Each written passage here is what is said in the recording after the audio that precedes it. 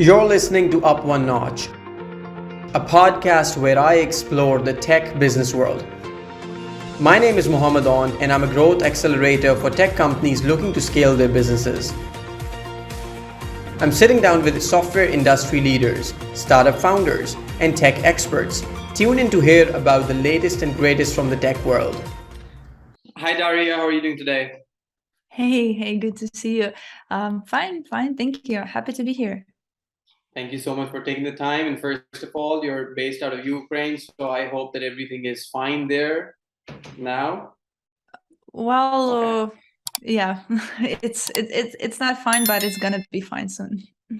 Thank you. I mean, the world is hoping to get that situation gets better, and it's good to see at least people are operational, right? I mean, we had like very horrific images that we saw on Google, so we hope that things get better.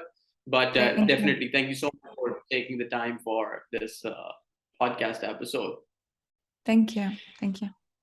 Okay, so Daria, I mean, let me as a quick introduction, I guess I can introduce, but I mean, since you run the company, We Are Studios, by the way, very creative name. We Are Studios. It also resonates with VR and also kind of the inclusion concept of a team. So why don't you go ahead and introduce a little bit more about your company, what it really does, what type of customers it works with, and then we can go into a little bit deep depth of I guess some of those buzzwords that we keep on hearing about the AR VR field.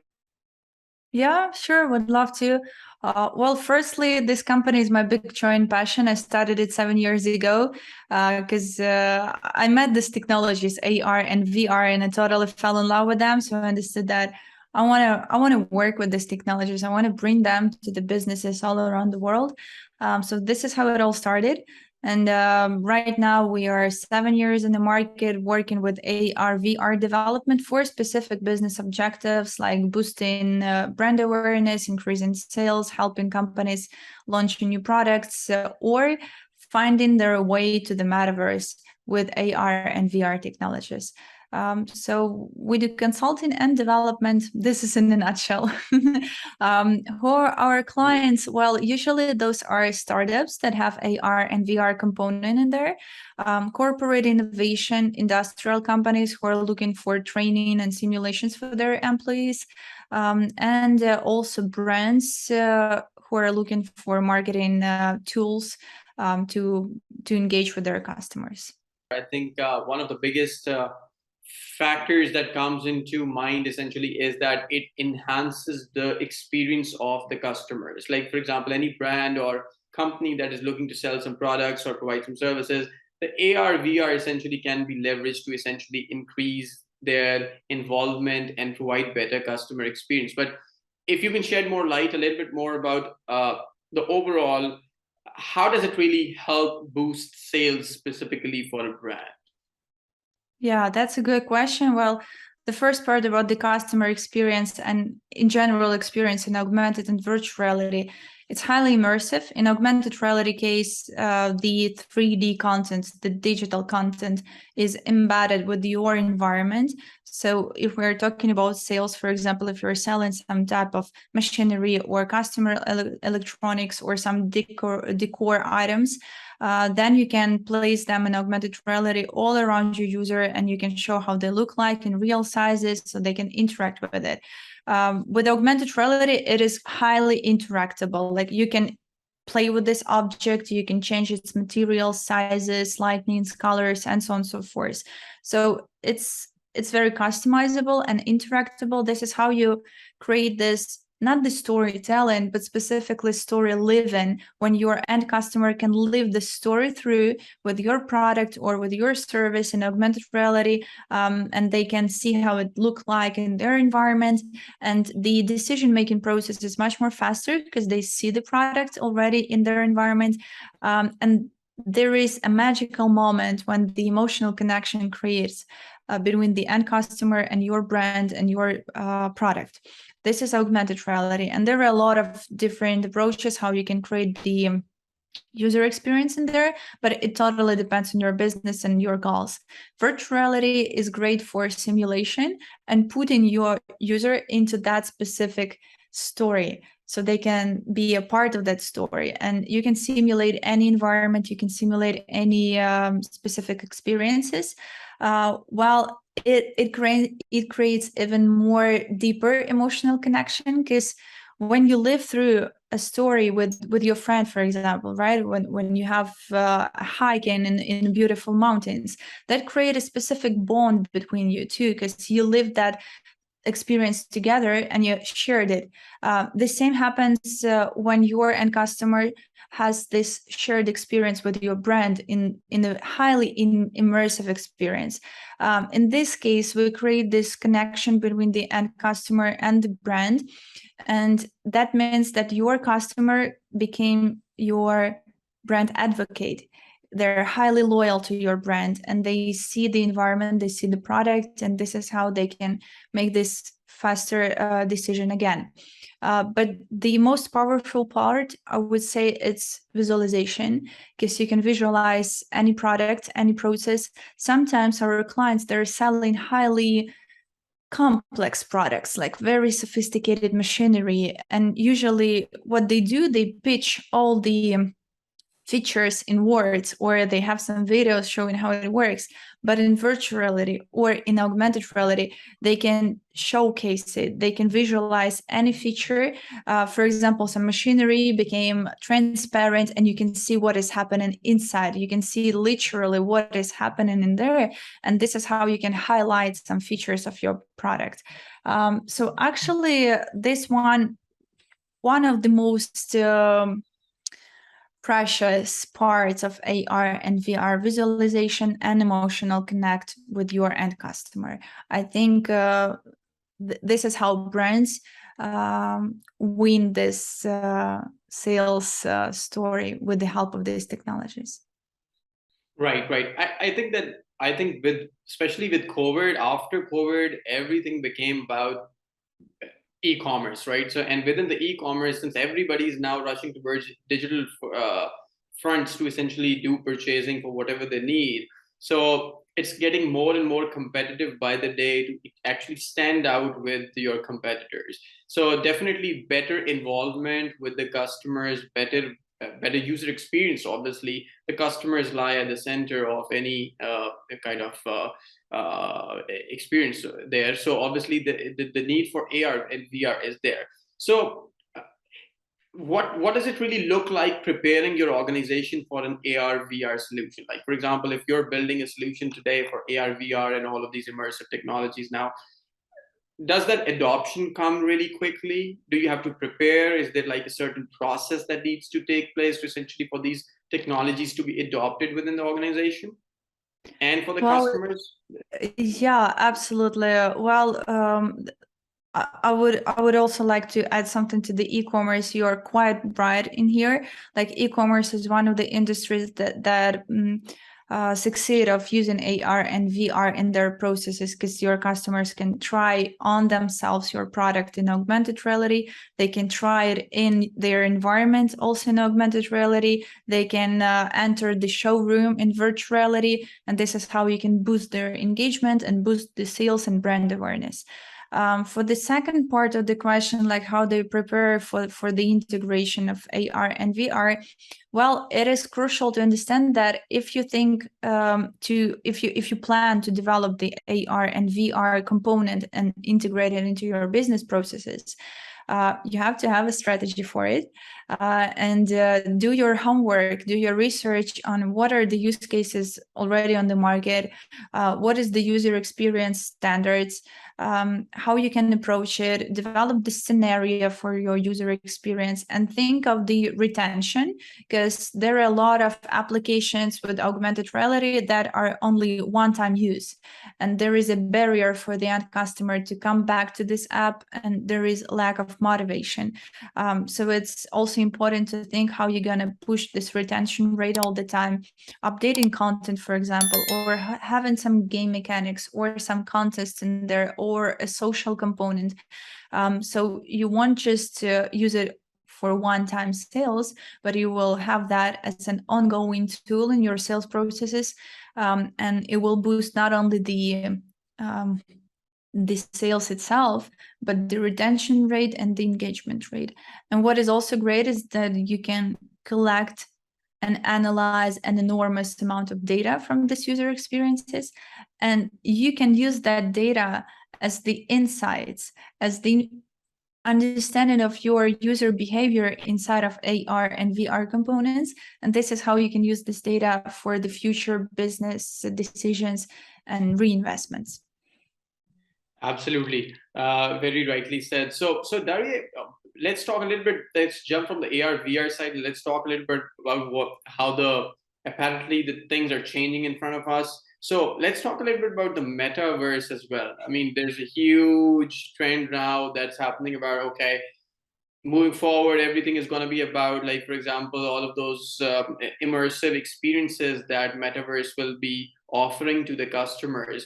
How does it really differ from what we're already discussing, AR and VR in general? What exactly is metaverse? Like, how does it really differentiate from whatever that we are kind of currently working on? Well, the biggest difference, I would say, that metaverse, as the general concept, as people used to describe it, this is a Web3, a new generation of internet. It's kind of evolution of internet, right? And AR and VR technologies is one of the components of this whole concept of the metaverse. It includes the artificial intelligence, it includes blockchain cryptocurrencies, NFTs, and it includes AR and VR. And I would say that the most important role of XR technologies in the metaverse concept is visualization. It's helping metaverse to manifest itself in this world, to become visual, to become interactable with, and this is how you can create a visual representation of your metaverse through augmented and virtual reality. Like right now, we don't have metaverse in here at the moment, and I don't think that it will be here in 5 or 10 years. It's a long perspective. So I would say that right now we have multiverses. Like we have Decentraland, we have Roblox, we have a lot of different applications and platforms. And on another level, we have different business apps like VR, AR apps, a lot of cryptocurrencies. We have NFTs, we have some collections, and they're not decentralized yet, like all of them, right? We don't have this access across all the platforms. But I see that the industry is moving in that direction. I see startups that are working on the system of avatars, for example. So you will have your avatar that can move across all the platforms, across all the applications, and having your representation in all of them. And there are piece of that, piece of this, but it's not still in one place. So hopefully I will see that on my lifetime. And very excited about all of this. Absolutely, absolutely. I think that like any, and this is not just the case with Web 3.0, any specific technology takes a lot of time, right, to basically get adopted, right? So I think that the whole concept of blockchain and all of this cryptocurrency came back in, I think, 2007, 2008, I guess, when the first all of these were kind of discovered. But I think the actual demand or actually rise of the cryptocurrency happened. I guess that I was doing some trading and mining myself. I think that was 2018 or something. So it took about 10 years easily just for actual people to kind of really understand what it is and start working with that. And I still feel that there's a lot of distance to go, like you already mentioned, because obviously right now, I mean, I was just doing a podcast earlier where this lady, she's also an expert on metaverse and all of these technologies. So she was mentioning basically that with the democratization, obviously we are going to be facing a lot of challenges first of all as well, right? There's a lot of kind of people are really they don't really understand it right now, and they basically obviously the association with dark web for all of these kind of payments that can be channelized through crypto and all of this. So we need better reforms. We need better, what you call it, like compliance and all of those basically regulations in the industry before the actual audience starts to adopt it. But I think overall, obviously, we are headed in that direction. So as soon as possible that we can really understand what we're going towards, the better it is, especially for a company like yours, obviously, that is working in AR and Yeah. VR. Yeah, Yeah, absolutely. And I totally agree that there is still no regulation for this metaverse thing, and not all people understand the concept, and they're just trying to explore this. And what I see from the business side, that big corporates and startups, they are looking for a way to enter this metaverse because they see the trend. They understand that there will be a totally new generation of doing business in there. They will have a totally different target audience, and the way to communicate with them and sell them and boost their brand presence in there, they have to find the ways for it. So my recommendation in here, if you're a corporate or if you're a startup or an operating business and you're interested in finding your way in metaverse, try with some of the I don't know what is relevant to you, like producing NFT collections, or you can develop an AR or VR application with some kind of simulations or trainings or for meetings, or you can use some of the existing platforms for it, right? And just try the waters. It not always like thousands, hundreds of thousands investments. It can be something simple, but just try it out. Just communicate with your coworkers or with your team members and see what's the benefit for you in there. I'm sure you're gonna find something interesting in there. absolutely. I think that with any brand right now, I was going through this online article, and I think that that was absolutely spot on. Basically, is that it's no more any problem for you to get build like a, for example, company or something, but it's very difficult now to get attention of the customers, right? So that the Yeah. attention is getting increasingly difficult to get. And if you have to really stand out in front of the customers, whatever your audience is, if you have to stand out in front of the audience, obviously you have to have that differentiation, that factor of the differentiating factor essentially, that and that can be like better user experience, better e-commerce experience, and that only can Yeah. come with all of these increasingly adopted technologies like AR, VR, and metaverse as they more kind of expand.